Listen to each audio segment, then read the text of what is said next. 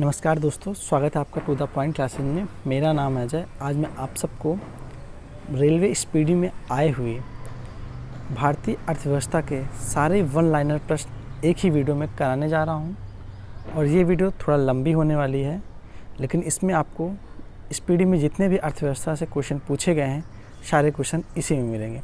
तो चलिए स्टार्ट करते हैं अपने पहले क्वेश्चन से।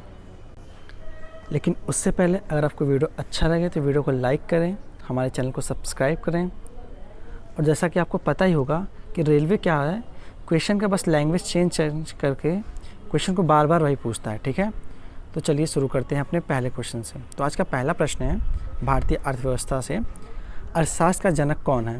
तो एडम स्मिथ जी हैं। अगला क्वेश्चन है भारतीय अर्थव्यवस्था है किस प्रकार की? विकासशील अर्थव्यवस्था है। अगला प्रश्न है तृतीय विश्व थर्ड वर्ल्ड शब्द का प्रयुक्त होता है, कहाँ प्रयोग होता है? विकासशील देशों के संदर्भ में प्रयोग होता है। अगला प्रश्न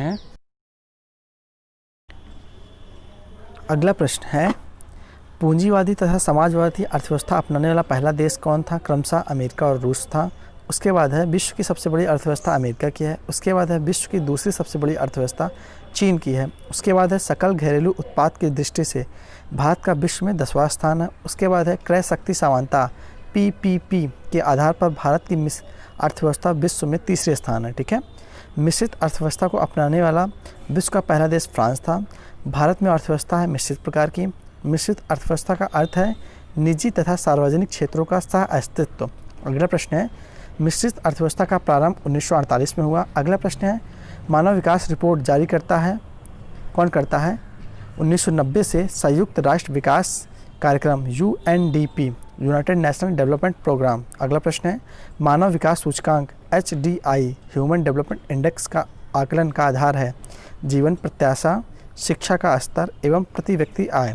अगला प्रश्न है HDR 2014 के अनुसार मानव विकास के मामले में भारत का स्थान 135वां था 187 देशों में। ठीक है, अगला प्रश्न है मानव विकास रिपोर्ट 2014 के अनुसार मानव विकास मामले में प्रथम देश नॉर्वे था तथा अंतिम देश नाइजर था। ठीक है, मैं आप लोगों को नया डाटा भी अवेलेबल करा दूंगा वीडियो के लास्ट में। ठीक है, अगला प्रश्न है भारत की पहली मानव विकास report human development research report जारी की गई थी, अप्रैल 2002 में जारी की गई थी। भारत के मानव विकास रिपोर्ट को जारी करता है योजना आयोग जारी करता है। राज्य स्तरीय मानव विकास रिपोर्ट जारी करने वाला भारत का पहला राज्य मध्य प्रदेश था। अगला प्रश्न है सर्वप्रथम राष्ट्रीय आय का आकलन किया गया था 1868 में दादा भाई नौरोजी के द्वारा। अगला प्रश्न है राष्ट्रीय आय समिति का गठन अगस्त 1949 में हुआ था। अगला प्रश्न है राष्ट्रीय आय समिति ने अपनी पहली रिपोर्ट पेश की थी 1951 में। अगला प्रश्न है राष्ट्रीय आय है एक प्रवाह, स्टॉक नहीं है। अगला प्रश्न है हिंदू वृद्धि दर संबंधित है राष्ट्रीय आय से। अगला प्रश्न है हिंदू वृद्धि दर के अवधारणा के प्रतिपादक थे प्रोफेसर राजकृष्ण थे। अगला प्रश्न है किसी भी देश की आर्थिक विकास दर का सर्वश्रेष्ठ सूचक होता है प्रति व्यक्ति आय होता है। अगला प्रश्न है राष्ट्रीय आय के अनुमान का सबसे पहला सरकारी अनुमान किया गया था 1948 से 1949 में। अगला प्रश्न है राष्ट्रीय आय का सर्वश्रेष्ठ मापक है साधन लागत पर शुद्ध राष्ट्रीय उत्पाद, जिसे हम NNP भी कहते हैं। ठीक है, अगला प्रश्न है वर्तमान में राष्ट्रीय आय की गणना का आधार वर्ष है 2011-12। ठीक है, अगला प्रश्न है वर्ष 2014-15 में भारत की राष्ट्रीय आय में कृषि का योगदान कितना था? तो 17.6% था। अगला प्रश्न है भारत की राष्ट्रीय आय का मुख्य स्रोत सेवा क्षेत्र है। अगला प्रश्न है राष्ट्रीय आय तथा सकल घरेलू उत्पाद, जिसे GDP कहते हैं, का लेखा करता है कौन करता है? CSO करता है। अगला प्रश्न है केंद्रीय सांख्यिकी संगठन, जिसे हम CSO भी कहते हैं, इसकी स्थापना कब हुई थी? 2 मई 1951 को हुई थी। अगला प्रश्न है केंद्रीय सांख्यिकी संगठन ने पहली देशव्यापी आर्थिक गणना कराई थी 1977 में। अगला प्रश्न है CSO का मुख्यालय नई दिल्ली में है। अगला प्रश्न है भारत में GDP सरल घरेलू उत्पाद में सर्वाधिक योगदान वाला राज्य है महाराष्ट्र है।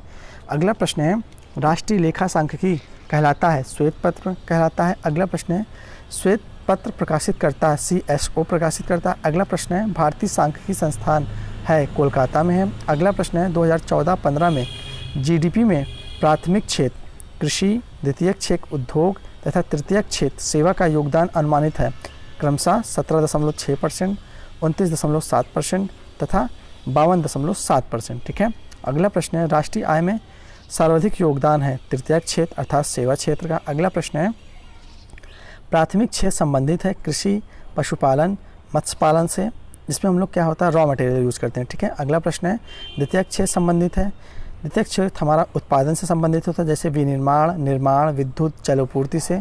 तृतीयक क्षेत्र हमारा सेवा क्षेत्र होता है, सेवा क्षेत्र के अंतर्गत क्या क्या होता है जैसे सेवा क्षेत्र, व्यापार, परिवहन, संचार आदि, ठीक है। अगला प्रश्न है प्रति व्यक्ति आय मामले में अग्रणी देश है जापान। अगला प्रश्न है वर्ष 2013-14 में भारत में सर्वाधिक तथा न्यूनतम प्रति व्यक्ति आय वाला राज्य था, क्रमशः गोवा तथा बिहार। अगला प्रश्न है भारत में गरीबी का मापन का आधार है न्यूनतम कैलोरी उपभोग के मौद्रिक मान, ठीक है। अगला प्रश्न है ग्रामीण तथा शहरी क्षेत्र में एक व्यक्ति के प्रति दिन के भोजन में होना चाहिए क्रमशः 2400 कैलोरी तथा 2100 कैलोरी होना चाहिए, ठीक है। अगला प्रश्न है भारत में गरीबी का आकलन किया जाता है लकड़वाला फार्मूला के आधार पर। अगला प्रश्न है लकड़वाला फार्मूला को स्वीकृति प्रदान की गई थी 11 मार्च 1997 को योजना आयोग द्वारा। अगला प्रश्न है अंत्योदय कार्यक्रम का उद्देश्य है गरीबों में सबसे गरीब की सहायता करना। अगला प्रश्न है अंत्योदय कार्यक्रम सर्वप्रथम प्रारंभ कहाँ हुआ था, राजस्थान में हुआ था। अगला प्रश्न है भारत में बेरोजगारी संबंधित आंकड़े तैयार किए जाते हैं राष्ट्रीय प्रतिदर्शा सर्वेक्षण द्वारा। अगला प्रश्न है भारत के कृषि क्षेत्र में पाई जाने वाली बेरोजगारी है अदृश्य प्रच्छन्न बेरोजगारी। अगला प्रश्न है ये क्वेश्चन एनटीपीसी में पूछा गया था। अगला प्रश्न है व्यापार चक्र की मंदी के समय उत्पन्न बेरोजगारी कहलाता है चक्रीय बेरोजगारी। अगला प्रश्न है भारत में बेरोजगारी का स्वरूप है संरचनात्मक है। अगला प्रश्न है ग्रामीण क्षेत्र में पाई जाने वाली बेरोजगारी है किस प्रकार की, मौसमी बेरोजगारी कृषि क्षेत्र में। अगला प्रश्न है शहरी क्षेत्र में पाई जाने वाली बेरोजगारी है खुली और प्रत्यक्ष बेरोजगारी है। अगला प्रश्न है वित्तीय वर्ष की अवधि होती है 1 अप्रैल से 31 मार्च। अगला प्रश्न है प्रथम वित्त आयोग का गठन 1951 में हुआ था। अगला प्रश्न वित्त आयोग का गठन होता है राष्ट्रपति द्वारा अनुच्छेद 280 के तहत, ठीक है। अगला प्रश्न वित्त आयोग के प्रथम अध्यक्ष केसी नियोगी जी थे। अगला प्रश्न वित्त आयोग के अध्यक्ष की नियुक्ति राष्ट्रपति करता है। अगला प्रश्न वित्त आयोग का कार्यकाल होता है 5 वर्षों के लिए। अगला प्रश्न वित्त आयोग में सदस्यों की संख्या होती है 5 अध्यक्ष सहित। अगला प्रश्न अब तक गठित वित्त आयोगों की संख्या कितनी है, 14। अगला प्रश्न है 14वें वित्त आयोग का गठन 2013 में किया गया था। अगला प्रश्न है 14वें वित्त आयोग की अवधि थी 2015 से 2020 के। अगला प्रश्न है 14वें वित्त आयोग के अध्यक्ष YV रेड्डी जी हैं। अगला प्रश्न है वित्त आयोग का मुख्य कार्य है केंद्र तथा राज्य के बीच राजस्व का बंटवारा करना। अगला प्रश्न है 6वें वेतन आयोग के अध्यक्ष हैं BN कृष्णा। अगले प्रश्न है योजना आयोग का गठन 15 मार्च 1950 को किया गया था, को 1946 में गठित नियोगी समिति के सिफारिश पर किया गया था। अगला प्रश्न है योजना आयोग का प्रस्ताव दिया था जॉन मिथाई ने। अगला प्रश्न है योजना आयोग संस्था थी परामर्शदात्री एवं गैर संवैधानिक, ठीक है। अगला प्रश्न है योजना आयोग का अध्यक्ष होता है प्रधानमंत्री। अगला प्रश्न है योजना आयोग के प्रथम अध्यक्ष एवं उपाध्यक्ष थे क्रमशः पंडित जवाहरलाल नेहरू तथा गुलजारी लाल नंदा जी। अगला प्रश्न है योजना आयोग का मुख्य कार्य था पंचवर्षीय योजना का निर्माण करना तथा उसकी रूपरेखा तैयार करना। अगला प्रश्न है योजना आयोग के अंतिम अध्यक्ष तथा उपाध्यक्ष थे क्रमशः नरेंद्र मोदी तथा मोन्टेग सिंह आहलूवालिया, ठीक है। अगला प्रश्न है योजना आयोग के स्थान पर किस नई संस्था का गठन हुआ, तो नीति आयोग का। अगला प्रश्न है नीति आयोग भारतीय राष्ट्रीय भारत परिवर्तन संस्था अस्तित्व मई 1 जनवरी 2015 को। अगला प्रश्न है नीति आयोग के अध्यक्ष होता है प्रधानमंत्री। अगला प्रश्न है नीति आयोग के प्रथम अध्यक्ष एवं उपाध्यक्ष हैं क्रमशः नरेंद्र मोदी एवं अरविंद पनगड़िया। अगला प्रश्न है नीति आयोग संस्था है गैर संवैधानिक परामर्शदात्री एवं विशेषज्ञ संस्था है। अगला प्रश्न है योजना आयोग द्वारा इंडिया विजन 2020 का दस्तावेज प्रस्तुत हुआ था 23 जनवरी 2003 को। अगला प्रश्न है इंडिया विजन 2020 में सकल घरेलू उत्पाद GDP का लक्ष्य निर्धारित है 9%। अगला प्रश्न है सुपर कैबिनेट कहलाता है योजना आयोग। अगला प्रश्न है राष्ट्रीय विकास परिषद NDC का गठन हुआ था 6 अगस्त 1952 को। अगला प्रश्न है NDC संस्था है गैर संवैधानिक। अगला प्रश्न है NDC का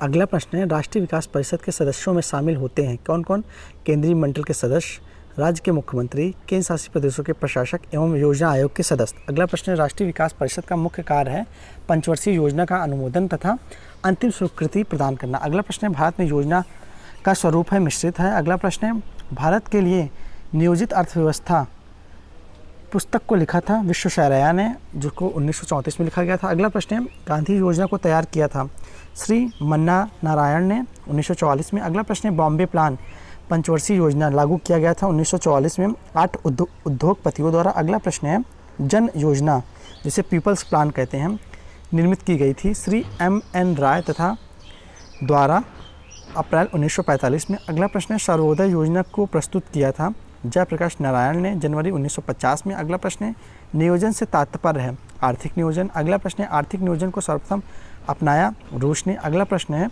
आर्थिक नियोजन विषय है समवर्ती सूची में। अगला प्रश्न है, आर्थिक नियोजन की संबंधित अनुसूची है 7वीं अनुसूची। अगला प्रश्न है, नियोजित आर्थिक विकास का शुभारंभ 1951 में हुआ था भारत में। अगला प्रश्न है, भारत में पंचवर्षीय योजना के क्रियान्वयन का दायित्व होता है केंद्र और राज्य पर। अगला प्रश्न है, राष्ट्रीय योजना समिति की स्थापना 1938 में हुई थी। अगला प्रश्न है, राष्ट्रीय योजना समिति के अध्यक्ष थे पंडित जवाहरलाल नेहरू। अगला प्रश्न है, राष्ट्रीय योजना समिति की रिपोर्ट प्रकाशित हुई थी 1949 में। अगला प्रश्न है, भारत में पंचवर्षीय योजना प्रेरित है रूस से। अगला प्रश्न है, प्रथम पंचवर्षीय योजना 1951 से 56 आधारित है हेराल्ड डोमर मॉडल पर। अगला प्रश्न है, प्रथम पंचवर्षीय योजना में प्राथमिकता किस पर दिया गया था? कृषि को दिया गया था। अगला प्रश्न है, द्वितीय पंचवर्षीय योजना 1956 से 1961 आधारित थी PC महालनोबिस के मॉडल पर।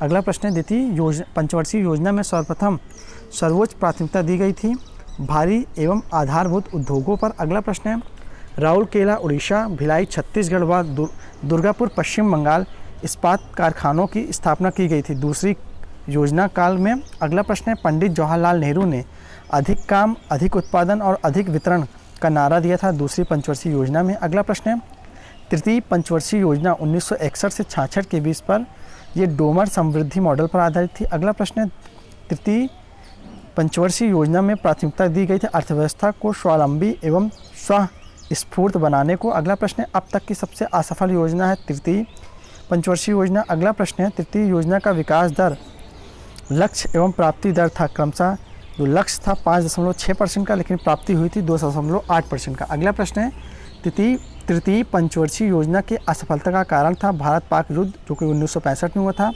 अगला भारत चीन युद्ध जो कि 1962 में हुआ था एवं भयंकर अकाल। ठीक है। अगला प्रश्न है, 3 वार्षिक योजनाओं का काल था 1966 से 1969। अगला प्रश्न है, 3 वार्षिक योजनाओं को संज्ञा दी जाती है योजना अवकाश से जो 1966 से 1969 के बीच की थी। अगला प्रश्न है, हरित क्रांति एवं बोकारो स्टील प्लांट 1968 की शुरुआत हुई थी योजना अवकाश में। अगला प्रश्न है, चतुर्थ योजना का काल था 1969 से 74 के बीच में। अगला प्रश्न है, चतुर्थ पंचवर्षीय योजना की रूपरेखा तैयार की गई थी DR गॉडगिल ने। अगला प्रश्न है, गॉडगिल योजना कहलाता है चतुर्थ योजना। अगला प्रश्न है, चतुर्थ योजना का उद्देश्य था स्थिरता के साथ विकास। अगला प्रश्न है, पंचवर्षीय योजना का काल था 1974 से 1979 के बीच में। अगला प्रश्न है, पंचवर्षीय योजना की रूपरेखा तैयार की थी DP धर ने। अगला प्रश्न है, पंचवर्षीय योजना का मुख्य उद्देश्य था गरीबी का उन्मूलन एवं आत्मनिर्भरता। अगला प्रश्न है, 1 वर्ष पूर्व से ही समाप्त योजना थी पाँचवीं पंचवर्षीय योजना। अगला प्रश्न है, इंदिरा गांधी ने गरीबी हटाओ का नारा दिया था पाँचवीं पंचवर्षीय योजना काल में। अगला क्वेश्चन है, काम के बदले अनाज 1977 से 78 कार्यक्रम की शुरुआत हुआ था 5वीं योजना काल में। अगला प्रश्न है, 1974 में राष्ट्रीय न्यूनतम आवश्यकता कार्यक्रम NMNP लागू हुआ था 5वीं योजना में। अगला प्रश्न है, अनवरत योजना रोलिंग प्लान का कार्यकाल था 1978 से 80 के बीच। अगला प्रश्न है, अनवरत योजना देन है गुन्नार मॉडल की। अगला प्रश्न है, अनवरत योजना के प्रतिपादक थे रेगनर फिश। अगला प्रश्न है, अनवरत योजना आधारित थी गांधीवादी मॉडल पर। अगला प्रश्न है, नाबार्ड की स्थापना हुई 6ठी योजना में 1980 से 85 के बीच में। अगला प्रश्न है, राष्ट्रीय ग्रामीण रोजगार योजना प्रारंभ हुई थी 6ठी योजना काल में। अगला प्रश्न है, 7वीं पंचवर्षीय योजना 1985 से 90 की रूपरेखा तैयार की गई थी रामकृष्ण हेंगर ने। अगला प्रश्न है, इंदिरा आवास योजना 1985 से 86 तथा जवाहर रोजगार योजना 28 अप्रैल 1989 का प्रारंभ हुआ था 7वीं योजना काल में। अगला प्रश्न है, नेहरू रोजगार योजना अक्टूबर 1989 प्रारंभ हुई थी 7वीं योजना काल में। अगला प्रश्न है, 8वीं पंचवर्षीय योजना 1992-97 के बीच में रूपरेखा तैयार की थी प्रणब मुखर्जी ने। अगला प्रश्न है, 8वीं योजना का मुख्य उद्देश्य था मानव संसाधन का विकास। अगला प्रश्न है, अब तक की सर्वाधिक सफल योजना है 8वीं पंचवर्षीय योजना। 8वीं योजना का विकास दर, लक्ष्य एवं प्राप्ति थी। जो हमारा लक्ष्य था 5.6% का लेकिन प्राप्ति हुई थी 6.8% की। तो ये हमारी सबसे सफल योजना थी। ठीक है, अगला प्रश्न है, महिला समृद्धि योजना 2 अक्टूबर 1993 का प्रारंभ हुआ था 8वीं योजना काल में। अगला प्रश्न है प्रधानमंत्री रोजगार योजना 15 अगस्त 1993 को स्टार्ट हुई थी 8वीं योजना काल में। अगला प्रश्न है, 9वीं योजना 1997 से 2002 का मुख्य उद्देश्य था सामाजिक न्याय और समानता के साथ आर्थिक समृद्धि। अगला प्रश्न है, 10वीं योजना का काल था 2002 से 2007। अगला प्रश्न है, अब तक की सबसे विकास दर वाली योजना थी 10वीं योजना। अगला प्रश्न है, 10वीं योजना का विकास दर लक्ष्य एवं प्राप्ति थी क्रमशः 8% इसका लक्ष्य था, लेकिन प्राप्ति हुई थी 7.6% की। ठीक है, ये सबसे ज़्यादा प्राप्ति हुई थी अब तक की सभी योजनाओं में। अगला प्रश्न है, 11वीं योजना की अवधि थी 2007 से 2012। अगला प्रश्न है, 11वीं पंचवर्षीय योजना का मुख्य लक्ष्य था आर्थिक समृद्धि दर को बढ़ाना। अगला प्रश्न है, 12वीं योजना की अवधि थी 2012 से 17 के बीच। अगला प्रश्न है, अंत्योदय अन्न योजना का प्रारंभ किया गया था 25 दिसंबर 2002 ईस्वी को। अगला प्रश्न है, अन्नपूर्णा योजना आरंभ की गई थी 1 अप्रैल 2002 ईस्वी को। अगला प्रश्न है, TRYSEM योजना की शुरुआत हुई थी 15 अगस्त 1979 को। अगला प्रश्न है, 20 सूत्री कार्यक्रम की शुरुआत 1974 से 75 के बीच में हुई थी। अगला प्रश्न है, राष्ट्रीय ग्रामीण रोजगार योजना नेशनल रूरल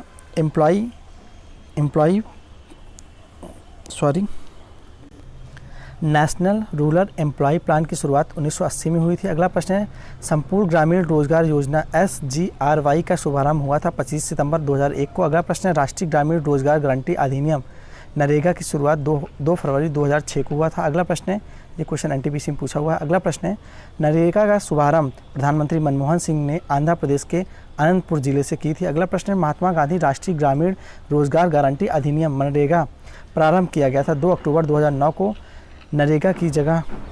अगला प्रश्न है, नरेगा के तहत न्यूनतम दैनिक मजदूरी 100 रुपये है, अब ये बढ़ भी गई है। अगला प्रश्न है, भारत में 100 दिन की रोजगार गारंटी योजना की शुरुआत सर्वप्रथम आंध्र प्रदेश में हुई थी। अगला प्रश्न है, सभी जिलों में 100 दिन की रोजगार गारंटी योजना लागू करने वाला प्रथम राज्य बिहार था। अगला प्रश्न है, जवाहर ग्राम समृद्धि योजना का आरंभ 1 अप्रैल 1999 हुआ था। अगला प्रश्न है, सर्व शिक्षा अभियान की शुरुआत 2000-2001 के बीच में हुई थी। अगला प्रश्न है, हरियाली योजना का शुभारंभ किया गया था 27 जनवरी 2003 को। अगला प्रश्न है, कृषक बीमा आय योजना प्रारंभ हुआ था 2003 से 2004 के बीच में। अगला प्रश्न है, स्व जलधारा कार्यक्रम की शुरुआत हुई थी दिसंबर 2002 में। अगला प्रश्न है, प्रधानमंत्री ग्राम सड़क योजना प्रारंभ की गई थी दिसंबर 2000 को। अगला प्रश्न है, प्रधानमंत्री ग्रामोदय योजना प्रारंभ की गई थी 2000 से 2001 के बीच में। अगला प्रश्न है, प्रधानमंत्री रोजगार सृजन कार्यक्रम प्रारंभ किया गया था 15 अगस्त 2008 को। अगला प्रश्न है, राष्ट्रीय कृषि बीमा योजना लागू की गई थी 1999 से 2000 के बीच में। अगला प्रश्न है, ग्रामीण क्षेत्र में महिला एवं बाल विकास कार्यक्रम की शुरुआत हुआ था 1982 में। अगला प्रश्न है, कापर्ट का गठन हुआ था 1 सितंबर 1986 को, मुख्यालय इसका नई दिल्ली में। अगला प्रश्न है, उपभोक्ता की बचत का सिद्धांत दिया था अल्फ्रेड मॉर्सल ने। अगला प्रश्न है, बंद अर्थव्यवस्था का अर्थ है आयात निर्यात बंद। अगला प्रश्न है, न्यूनतम समर्थन मूल्य संबंधित है कृषि से। अगला प्रश्न है, न्यूनतम समर्थन मूल्य लागू करने वाली संस्था है कृषि एवं लागत मूल्य आयोग CACP। अगला प्रश्न है, भारत में सबसे पहले चकबंदी कानून लागू की गई थी 1920 में बड़ौदा में। अगला प्रश्न है, चकबंदी के 2 प्रकार होते हैं, ऐच्छिक एवं अनिवार्य। अगला प्रश्न है, ऐच्छिक चकबंदी की शुरुआत 1921 पंजाब में हुई थी। अगला प्रश्न है, अनिवार्य चकबंदी की शुरुआत 1928 में मध्य प्रदेश से हुई थी। अगला प्रश्न है, देश में सर्वाधिक जोतों का प्रकार है सीमांत जोत। अगला क्वेश्चन है, जोतों का आकार सबसे कम है केरल में। अगला प्रश्न है, जोतों का आकार सर्वाधिक है राजस्थान में। अगला प्रश्न है, भारत में कृषि वर्ष माना जाता है 1 अप्रैल से 31 मार्च। अगला प्रश्न है, रबी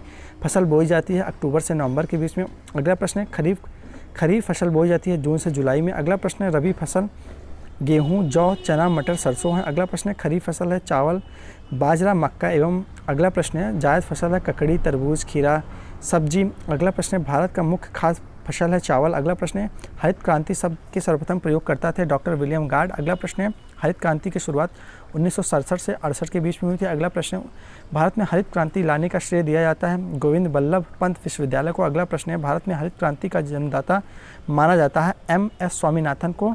अगला प्रश्न है, हरित क्रांति के विश्व स्तरीय जनक माने जाते हैं डॉक्टर नॉर्मन बोरलॉग को। अगला प्रश्न है, हरित क्रांति से सबसे प्रभावित फसल है गेहूँ। अगला प्रश्न है, हरित क्रांति के समय भारत का केंद्रीय खाद्य एवं मंत्री थे श्री CS सुब्रमण्यम। अगला प्रश्न है, हरित क्रांति का जनक देश है फिलीपींस। अगला प्रश्न है, सर्वप्रथम हरित क्रांति आई थी पंजाब में। अगला प्रश्न है पीली क्रांति संबंधित है तिलहन उत्पादन से, भूरी क्रांति संबंधित है उर्वरक उत्पादन से, लाल क्रांति संबंधित है मांस एवं टमाटर उत्पादन से। अगले प्रश्न है गुलाबी क्रांति संबंधित है झींगा उत्पादन से, श्वेत क्रांति संबंधित है दूध उत्पादन से, रजत क्रांति संबंधित है अंडा उत्पादन से, बादामी क्रांति संबंधित है मसाला उत्पादन से, गोल्ड क्रांति संबंधित है आलू उत्पादन से, नीली क्रांति संबंधित है मत्स्य उत्पादन से। अगला प्रश्न है कृषि क्रांति संबंधित है कृष्ण क्रांति संबंधित है पेट्रोलियम से, ब्राउन क्रांति संबंधित है गैर परंपरागत ऊर्जा से, सुनहरी क्रांति संबंधित है फसल उत्पादन से। सभी क्रांतियों का सम्मिलित है इंद्रधनुषी क्रांति। ठीक है। अगला प्रश्न है प्रत्यक्ष कर है आयकर, संपत्ति कर, निगम कर, मृत्यु कर, भू राजस्व कर, उपहार कर। अप्रत्यक्ष कर है बिक्री कर, तट कर, उत्पादन कर, सीमांत कर। अगला प्रश्न है केंद्र सरकार द्वारा लगाए जाने वाला कर है आयकर, निगम कर, संपत्ति कर, धन कर, उपहार कर, सीमा शुल्क एवं कृषि धन पर कर। अगला प्रश्न है राज्य सरकार द्वारा लगाए जाने वाला कर है भू राजस्व पर कर, कृषि आय पर कर, बिक्री पर कर, मनोरंजन पर कर, पथ पर कर, मोटर वाहन पर कर। अगला प्रश्न कर ढांचे में सुधार के लिए गठित समिति थी चेलैया समिति, गठन इसका हुआ था अगस्त 1991 में। अगला प्रश्न है वर्तमान में केंद्र सरकार के राजस्व का मुख्य स्रोत है निगम कर, जिसे प्रत्यक्ष कर कहते हैं। अगला प्रश्न है वर्तमान में राज्य सरकार के राजस्व का मुख्य स्रोत है बिक्री कर, व्यापार कर। अगला प्रश्न है केंद्र को सर्वाधिक निम्बल राजस्व की प्राप्ति होती है उत्पादन शुल्क से। अगला प्रश्न है नगर पालिका समिति के राजस्व का मुख्य स्रोत है चुंगी कर। अगला प्रश्न है सेवा कर की दायरे में सेवाएं का संख्या है 119। अगला प्रश्न है पहली बार सेवा कर का आरोपण हुआ था 1994 से 95 में चेलैया समिति की संस्तुति पर। अगला प्रश्न है 12वीं योजना का काल एवं विकास दर का लक्ष्य क्या था? क्रमशः 2012 से 2017 इसका लक्ष्य था 9%। अगला प्रश्न है रेखा समिति गठित की गई थी अप्रत्यक्ष कर सुधार के लिए। अगला प्रश्न है वांचू समिति संबंधित थी प्रत्यक्ष कर जांच से। अगला प्रश्न है सर्विस टैक्स की उगाही करता है आयकर विभाग। अगला प्रश्न है वह स्थिति जिसमें वस्तुओं के मूल्य बढ़ते हैं तथा मुद्रा का मूल्य गिरता है मुद्रास्फीति कहलाता है। यह एनटीपीसी में क्वेश्चन पूछा गया था। अगला प्रश्न है भारत में मुद्रास्फीति की माप की जाती है थोक मूल्य सूचकांक द्वारा। अगला प्रश्न है वर्तमान में थोक मूल्य सूचकांक का आधार है वर्ष 2004 से 5। अगला प्रश्न है नया थोक मूल्य सूचकांक में शामिल वस्तुओं की संख्या है 676, पहले 435 वस्तुएं थी। अगला प्रश्न है मुद्रास्फीति से हानि होती है देनदारों को। अगला प्रश्न है मुद्रास्फीति से लाभ होता है ऋणियों को। अगला प्रश्न है भारत में वित्तीय घाटे का मौद्रीकरण प्राप्त किया जाता है सरकार द्वारा ऋण लेकर। अगला प्रश्न है ग्रेशम का नियम है मुद्रा के प्रचलन से। अगला प्रश्न है कानूनी मुद्रा को कहा जाता है फ्लैट मनी। अगला प्रश्न है प्लास्टिक मनी कहा जाता है क्रेडिट कार्ड को। अगला प्रश्न है मुद्रा आपूर्ति की सर्वाधिक तरल माप है M1। अगला प्रश्न है मुद्रा पूर्ति की विस्तृत मुद्रा कहलाता है M3। अगला प्रश्न है गिल्ट एड्ज बाजार संबंधित है सोना चांदी से। अगला प्रश्न है भारत में विदेशी मुद्रा का सर्वाधिक व्यय होता है पेट्रोलियम उत्पादों के आयात पर। अगला प्रश्न है भारत को सर्वाधिक विदेशी मुद्रा प्राप्त होता है रत्न एवं आभूषण से। अगला प्रश्न है भारत सर्वाधिक आयात करता है तेल एवं पेट्रोलियम पदार्थ का। अगला प्रश्न विश्व में मुद्रा की मीट्रिक प्रणाली सर्वप्रथम अपनाई गई थी 1990 में फ्रांस में। अगला प्रश्न है भारत में मुद्रा की मीट्रिक प्रणाली को अपनाया गया था 1 अप्रैल 1957 को। अगला प्रश्न है मुद्रा अवमूल्यन का उद्देश्य होता है निर्यात को बढ़ावा तथा आयात को कम करना। अगला प्रश्न निर्यातकों एवं आयातकों को वित्तीय सहायता प्रदान करता है निर्यात आयात बैंक। अगला प्रश्न है निर्यात आयात बैंक जिसे हम एग्जिम बैंक भी कहते हैं इसकी स्थापना 1 जनवरी 1982 को हुई थी। अगला प्रश्न है भारत में जीवन बीमा देता है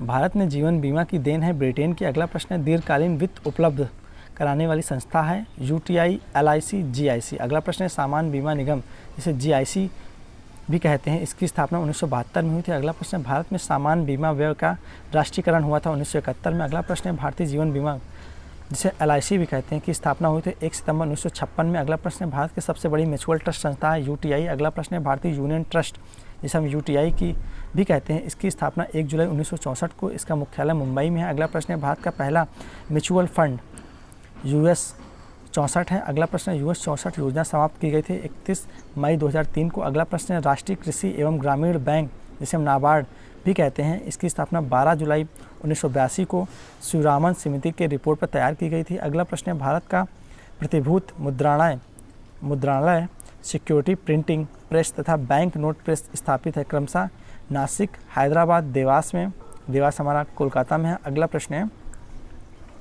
भारत में सरकारी समितियों का ढांचा है त्रिस्तरीय है। अगला प्रश्न नकदी से प्राप्त मजदूरी कहलाती है मौद्रिक मजदूरी। अगला प्रश्न है पूंजी साधन का प्रतिफल होता है ब्याज। अगला प्रश्न है आर्थिक समृद्धि का अर्थ होता है उत्पादन में वृद्धि। अगला प्रश्न है भारतीय रिजर्व बैंक की स्थापना 1 अप्रैल 1935 को तथा इसका राष्ट्रीयकरण 1 जनवरी 1949 को हुआ था। अगला प्रश्न है भारतीय रिजर्व बैंक की स्थापना की गई थी हिल्टन आयोग के सिफारिश पर। अगला प्रश्न है देश का बड़ा सार्वजनिक बैंक है भारतीय स्टेट बैंक, इसकी स्थापना 1 जुलाई 1955 को हुई थी। अगला प्रश्न है भारत में बैंकों का राष्ट्रीयकरण की संस्तुति प्रस्तुत की गई थी हजारी समिति ने। अगला प्रश्न है भारत सबसे पहले 14 बड़े व्यापारिक बैंकों का राष्ट्रीयकरण किया गया था 19 जुलाई 1969 को। अगला प्रश्न है दूसरी बार 6 अन्य व्यापारिक बैंकों का राष्ट्रीयकरण किया गया था 15 अप्रैल 1980 को।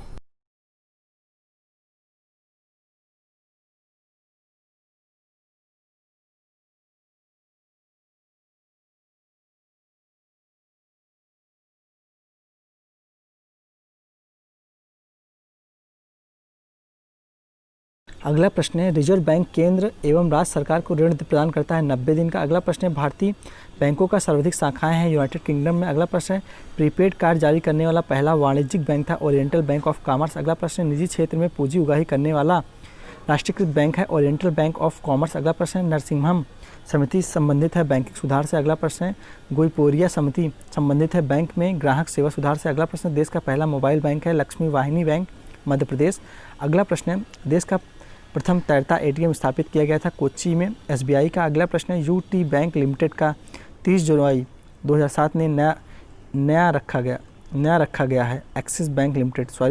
इस क्वेश्चन का कहने का मतलब है यूटी बैंक लिमिटेड जिसकी स्थापना 30 जुलाई 2007 को हुआ था, इसका नया नाम रखा गया है एक्सिस बैंक लिमिटेड। ठीक है। अगला प्रश्न है आरबीआई अपने अनुसूची बैंकों को जिस दर पर ऋण उपलब्ध कराता है वह कहलाता है बैंक दर। अगला प्रश्न है बैंक आरबीआई द्वारा निर्धारित राशि को जब प्रतिभूत के रूप में अपने पास रखता है तो वह कहलाती है वैधानिक तरलता दर, जिसे SLR कहते हैं। अगला प्रश्न बैंक आरबीआई द्वारा निर्धारित राशि को जब नकद के रूप में आरबीआई के पास जमा करे तो वह कहलाता है नकद आरक्षण अनुपात CRR। अगला प्रश्न है भारत में सरकारी बैंकों की शुरुआत हुई थी 1904 में। अगला प्रश्न है मौद्रिक नीति की घोषणा भारतीय रिजर्व बैंक द्वारा की गई थी प्रति 6 माह के लिए। अगला प्रश्न है भारतीय औद्योगिक विकास बैंक IDBI की स्थापना की गई थी 1 फरवरी 1964 को। अगला प्रश्न है मानसून का जुआ कहा जाता है भारतीय बजट को।